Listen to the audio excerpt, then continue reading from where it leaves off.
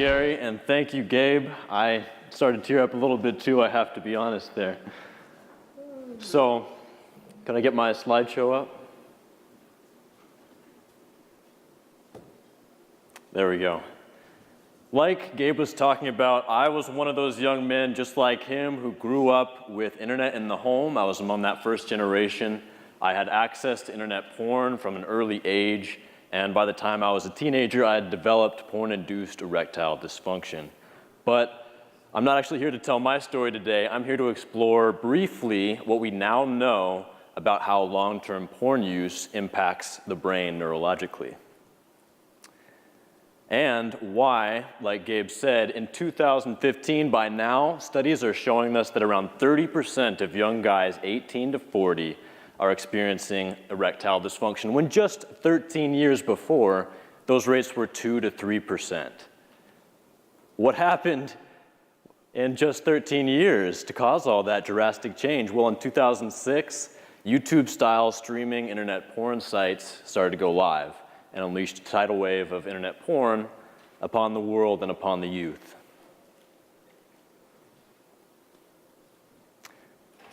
So symptoms that can come about due to chronic porn use include chronic ED, which is, I'd like to reinforce, ED with a partner. So a lot of these guys can still get erect and still orgasm to porn, but when they go to have an intimate situation, a sexual encounter with an actual person, it just doesn't work. These other brain changes and symptoms also tend to arise for myself and for a lot of guys. We only realize there's a problem when our erections stop working. And then we seek answers and we realize it's probably the porn. And once we quit, we start to realize that, oh my gosh, porn had all these other effects like brain fog, lethargy, social anxiety, depression. We start to experience emotion on a deeper level and have an enhanced capacity for empathy and actually connecting with people in relationships. And we realized that a lot of our sexual tastes weren't innate, that they were conditioned by the pornography, and that once we quit, those tend to return to a more natural state. So why does all this happen? Well, like Abe was saying, neuroplasticity. We now know that over years, consistent behaviors like porn use can actually alter structures in the brain. Now, this is a representation of the reward circuit in our brains. This is a collection of structures that are evolutionarily ancient and shared among mammals. Here is a simpler representation of that circuit in the cross-section of a human brain. Now, this is where our moods arise out of. It's where our emotions are. It's the seat of our desires and our motivations. It's where we fall into and out of love, and it's where addiction happens. It's because of this reward circuit that we are impelled toward things that are pleasurable and away from things that are painful. It impels us toward rewarding behaviors like eating and bonding with others, achievement, taking risks, play, sex, and importantly, novelty. Now, we are wired to be inquisitive and curious and seek novelty so that we can do things like find new territories, new food sources, and novel mates. Dopamine is a neurochemical that largely powers this reward circuit. It is the craving neurochemical that when we get a spike of dopamine in our reward circuit, it tells us, I've just got to have that, whatever that thing is, whether it's the next potato chip in a potato chip bag, or a cool drink on a hot day, or an attractive coworker, or the next video clip on a streaming porn site. Now, it's important to note that dopamine is not associated necessarily with pleasure or with satisfaction, but rather with wanting and seeking and craving. It's released in anticipation of something satisfactory. Now, it's other neurochemicals like endogenous opioids and endocannabinoids that are released after something like a satisfying meal or an orgasm that make us feel satisfaction and temporarily stop us from seeking and craving. But here's the kicker, is that the dopamine system is stronger than the opioid system, and we seek more than we're satisfied. It's more advantageous from an evolutionary perspective to be seeking and doing things than just sitting around in a satisfied stupor. And that's why strong stimuli like concentrated fats and sugars that release a large amount of dopamine can override our feelings of satisfaction. When we're full after a meal and we tell everybody, oh, I can't eat anymore, but then we see the chocolate cake, we end up ordering dessert anyway. Now, this experiment demonstrates the power of dopamine. If we hook up an electrode into the reward circuit of a rat's brain and allow him the ability to activate that by pressing a lever, he will press that and continue to press it, ignoring real stimuli like food and receptive females until he collapses of exhaustion, and he will literally die of starvation. Not because it feels good, like I said, but because it makes him feel like he is just about to accomplish something really important, like eating some cheese or having some sex. But he's not. His brain is being tricked into believing it's about to accomplish something valuable, not unlike a serious addiction or searching for that perfect clip to finish to online. On the other hand, if researchers block dopamine in the brain, the rat loses all motivation to do pretty much anything. If we put food in his mouth, he will chew it and he will swallow, but if the food is across the cage from him, it's just too much effort. He will literally die of laziness. Now, natural rewards like food or social acceptance, they are vital, but passing along our genes is biologically our #1 mission, so sexual cues produce the highest amount of dopamine release in the reward circuit. Of any natural reward, if we look at addictive drugs like morphine and cocaine, morphine raises dopamine about the same as sex, whereas cocaine sends it skyrocketing to over 300% of baseline. And these drugs, they're only addictive because they hijack our reward circuit, they hijack these systems that evolved to impel us toward natural good things like seeking friendships and sexual relationships and accomplishing things. And these drugs take that and offer us pleasure, temporary pleasure, that doesn't actually mean we're doing anything important.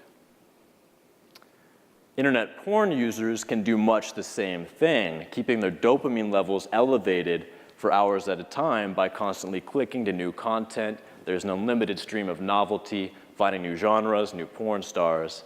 And this behavior is called edging, and it can be indicative of a problematic relationship to porn. Internet porn, it encourages this type of behavior because of something we know as the Coolidge effect. So if we place a male rat in a cage with a receptive female rat, we will at first see a frenzy of copulation. They'll both be excited. The male struggles gallantly to fertilize the female. But after a while, even if she is still into it, he will start to lose interest. He'll get bored. Replace her with a new female, and his enthusiasm spikes back up again, and he'll once again struggle to fertilize her. And you can repeat this process as many times as you like until he collapses from exhaustion. Now, what's actually happening is that when he first sees that first female, he gets a big spike of dopamine, tells them, I want her. But with successive sexual encounters, the dopamine levels in his brain get lower and he gets less excited. But introduce a second female, and we see a spike almost as high as for the first female. Novelty. Now this mechanism evolved to help encourage genetic diversity in the animal kingdom, and also to ensure that no willing and fertile female went unfertilized. But these are rats. What about in humans? Well, these Australian men, their subjective arousal and their penile circumference were measured as they were shown porn. And you can see their arousal and their erections go down as they're showed the same porn. But as soon as they're introduced to novel content, we see a spike in subjective arousal and erectile strength. And this novelty isn't just for new partners or porn stars, but new settings, new genres, etc. Now, the modern sexual environment for a lot of people, especially young people, is to go online and seek out that perfect video to masturbate to and orgasm to.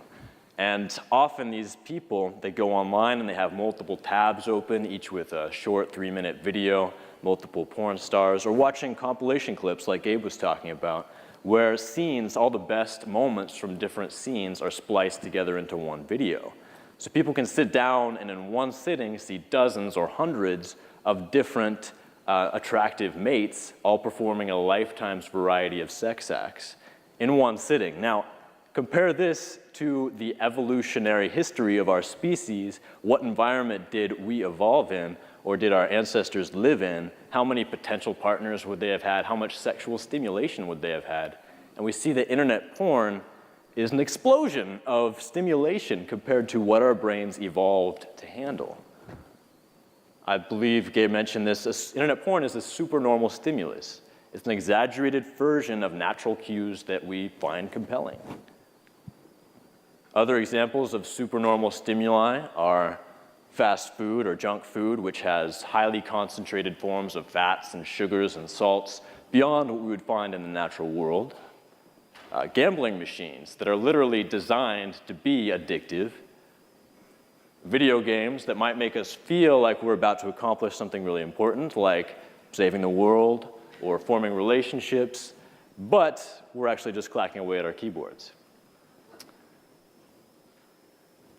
Animals, too, are vulnerable to this. If you saw Dr. Hilton's talk yesterday, he mentioned this as well. Shorebirds will abandon their real eggs to incubate larger, more colorful fake plaster eggs created by scientists. And the male jewel beetle will happily copulate with a brown beer bottle because to him, this looks like the biggest, sexiest, most amazing female he has ever encountered. And all these beetles, they're just responding to cues that they evolved to respond to because it was advantageous to them. But now that they're encountering this supernormal stimulus, it's leading them literally into a dead end. I think you know where I'm going with this. Is copulating with a beer bottle really all that different from copulating with an inanimate computer screen? Now, what is addiction? It's been mentioned a lot today. Well, according to the American Society of Addiction Medicine, which is a collection of medical doctors, addiction is a primary chronic disease of brain reward, motivation, memory, and related circuitry. And this means that addiction is a singular disease, a singular disorder, no matter what the object of that addiction is, whether it's a substance like alcohol or cocaine, or a behavior like gambling or sex or porn. And all these addictions are characterized by the inability to consistently abstain, impairment in behavioral control, cravings, diminished recognition of one's own behavioral problems, and a dysfunctional emotional response. And all addictions demonstrate the same general brain changes that we can observe. And these include sensitization, desensitization, hypofrontality, and an altered stress response. Now I'm going to go through these one at a time. I don't expect you to understand them right away. So sensitization, which in the case of internet porn is also sexual conditioning, is the brain's process of responding to that dopamine spike by reinforcing that behavior because it's rewarding. We get that hit of dopamine and it tells our brain, this activity, what we're doing right now, that's really valuable. We should do that again and again. Dopamine tells us that we can remember and repeat that.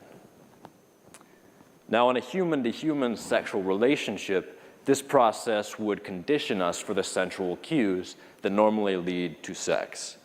So, someone might, for instance, become conditioned to the sound of a lover's voice or the scent of their hair, and these stimuli would produce an arousal response. But when people use internet porn, they condition themselves instead to those cues, like being at home alone with a computer, opening up a private browser window, or seeing a sexy pop-up or sidebar. And these things can produce powerful cravings. Here's one guy's experience. I relapsed to porn once, and even though I didn't get fully erect, I could not believe the intensity of the rush I got when I clicked to the site. Very powerful excitation. Tingling, dry mouth, even trembling. Now, these brain studies out of Cambridge show us a little bit more in picture form what this looks like. They compared healthy controls to compulsive porn users and looked at their brains and how they responded in response to porn. Now you can see the healthy volunteers, their reward circuit lights up when they're shown porn. They're responding. But we look at the compulsive porn users and theirs light up to a much greater degree. And this means subjectively these people are feeling increased cravings and increased desire. And this is exactly the same process we see in drug addicts who are exposed to cues related to their drugs or their addiction. The researchers there also noted that the compulsive users might have wanted the porn more, but they weren't actually enjoying it any more than the healthy controls, and they were never really satisfied with what they were consuming. Neuroplasticity. All this can happen because our brain is able to grow and change as we grow and change. We create new pathways in our brains when we learn new skills, like learning a language or learning to juggle, and old pathways that we don't use anymore become weaker and degrade over time. We call this rewiring. And these pathways are competitive. So visualize here two pathways, sexual pathways, one for porn and one for real sex and real intimacy. As someone uses more porn, that pathway becomes stronger. They become conditioned to those cues. And the pathway for real people and real sex weakens. And over time, that doesn't look quite right. Over time, that real pathway can become so weak that it results in sexual dysfunctions like we've been talking about, porn-induced erectile dysfunction. A real sexual encounter doesn't contain any of the cues that my brain becomes aroused by. It doesn't contain the unlimited novelty of internet porn, or the sitting position, or the complete voyeuristic control, none of the same visual sights or sounds. So there's no arousal response. Now, case in point, 60% of those compulsive users at that Cambridge study had porn-induced ED or low libido for real partners. And it wasn't organic. They could still get aroused and orgasm to porn, but not during real sex. The good news is, like Gabe said, this is reversible. The brain can change and grow. So we quit using porn. That pathway weakens over time, allowing us to strengthen the pathways for real people and real intimacy and real relationships. Desensitization is that second brain change I want to talk about. Addicts get sensitized to their addiction, but everything else becomes desensitized, and that the addiction does too, eventually. So the addiction becomes the high point in someone's day, and everything else is a little bit more grayed out and numbed. The homework might be important, but it's just not nearly as stimulating as internet porn, and it's hard to get excited or motivated to do much of anything. Now, to understand why this happens, let's look at how neurons communicate. All right, so we have one neuron, neuron number one. It releases a signal in the form of a chemical, dopamine. And the signal goes across this gap called a synapse. And the second neuron picks it up with receptors. Think of those like ears that pick up the message and listen to it. A decline in the number of connections between neurons, the amount of dopamine available to release, or the number of receptors available to listen to that message, a decline in any one of those can lead to a weaker message. So what happens when we overstimulate this system over time? Well, if someone is screaming at you for a long period of time, you're going to cover your ears. And the same general thing happens on a neurological level. We overstimulate the system, and in order to protect itself from that overstimulation, we get reduced amount of dopamine and reduced amount of receptors available to pick up that message. And the same thing likely happens with other reward and pleasure neurochemicals, not just dopamine. On a long-term scale, that's not the only thing that happens. Also, entire connections are trimmed and they disappear. And this results in an observable loss of gray matter in the reward centers of the brain. And that's just what this study out of Max Planck Institute in Germany found. They didn't compare healthy controls with compulsive porn users. They just took people and correlated the changes in their brain that they could observe through brain scans with how much porn they were consuming. And they found that the more hours per week that people watched porn and the more years that they had consumed porn correlated with a reduction in gray matter in a specific part of the reward circuit. Now, what does this mean? Well, lead author Simone Kuhn says that could mean that regular consumption of pornography more or less wears out your reward system.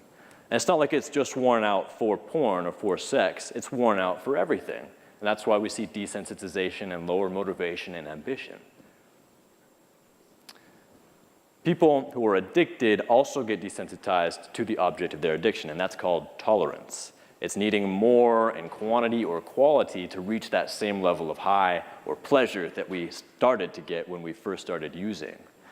And a drug user, that might mean using more of the drug or a stronger drug. And in an internet porn user, that might mean spending longer looking for that perfect video clip or escalating in terms of genre and extremity of content. And that works because when we pair arousal with novelty and strong emotions like shock and surprise and anxiety, that can heighten the arousal response and create a stronger dopamine message in our brains that they now need to get aroused. And how do we know if a sexual interest or a fetish is porn-induced? Well, take away the porn, wait a few months, and if it fades away, then it was porn-induced.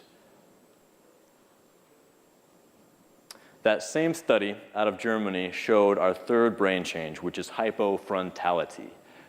Hypo means below normal or deficient, and the frontal part of it refers to the frontal lobes of our brain and the prefrontal cortex. And this part of our brain is largely what makes us special among the animal kingdom. It's where we have our faculties of planning and rational thought, prediction of consequences, and importantly for this, self-control and willpower. Our survival-oriented reward circuit is telling us to eat that piece of chocolate cake, but our diet and weight-oriented frontal lobes hold us back. But when hypofrontality occurs, that process weakens. That connection between the frontal lobes and the reward circuit is weakened, leading to a lessened ability to control use, to predict consequences, and to make rational choices. And that study found exactly that. The more porn people used, the more porn they consumed, the worse that connection between the prefrontal cortex and the reward circuit became. Here's a quote. Dysfunction of this circuitry has been related to inappropriate behavioral choices, such as drug seeking, regardless of the potential negative outcome. And that fourth brain change, the altered stress response. Well, we have limited time today, and we've just skimmed the surface of how addiction changes the brain. But one of those ways is to rewire a stress response so that stress or anxiety or negative emotions like that actually produce cravings. Simply put, our brain knows that one thing always makes it feel better. So when we have a negative emotion, we go to the object of our addiction to make us feel better. So when we quit, that activates the stress response system. Withdrawal from an addiction activates the stress response system, and that's where a lot of those strong cravings come from after quitting, and that's where a lot of the other withdrawal symptoms come from as well. So what are we left with here? Well, we have a desensitized brain that's saying, I just can't get no satisfaction. And the sensitized part is saying, hey, buddy, I got just what you need. Hypofrontality is calling out, I know it's a bad idea, but I just can't do anything to stop you. And those dysfunctional stress circuits are screaming for something to take the edge off right now. So we're left with someone who is less able to control their use, less able to foresee the consequences of their behavior, and their addiction reinforces itself.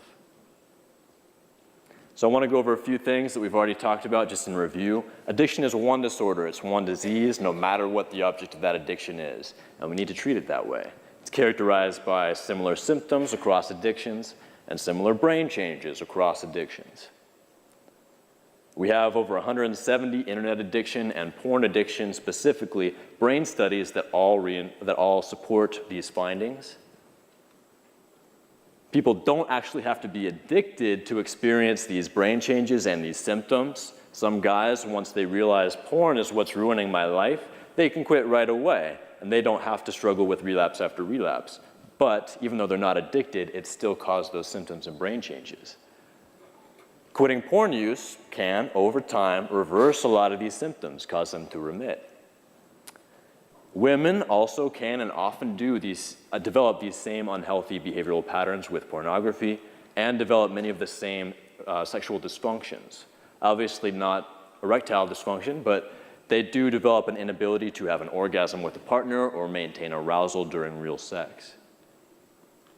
And this has been a quick overview of the science. I'd like to encourage you to check out this paper, Is Internet Pornography Causing Sexual Dysfunctions? A review with clinical reports, a review of a lot of the research that I've been talking about, and a lot more. And I'm not the first to collate all this information. A lot of these slides were adapted from Gary Wilson's site, yourbrainonporn.com, which is an excellent resource for anyone who wants to learn more about this. And I highly recommend his book, Your Brain on Porn, for a great read. My own work is at addictedtointernetporn.com.